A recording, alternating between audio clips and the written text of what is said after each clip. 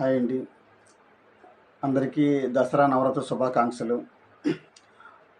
మనకి ప్రతి సంవత్సరం కూడా ఆశ్వయుజ శుద్ధ పాడ్యంతో మొదలై ఆశ్వయుజ శుద్ధ దశమితో ముగుస్తుంది.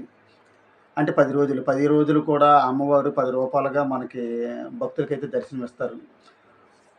మొదటి రూపం బాలా త్రిపుర సుందరి దేవిగాను, గాయత్రి దేవిగాను, అన్నపూర్ణేశ్వరి దేవిగాను, లలిత త్రిపుర సుందరిగాను,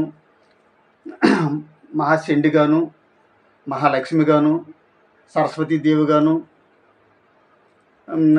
ఇంకా దుర్గాదేవిగాను, నెక్స్ట్ మహిషాసుర మర్దినిగాను, లాస్ట్ రూపం అయితే రాజరాజేశ్వరి దేవిగాను అవతారమిస్తారు. మన అందరం కూడా ఆమెను కొలద్దాం. నమస్కారం.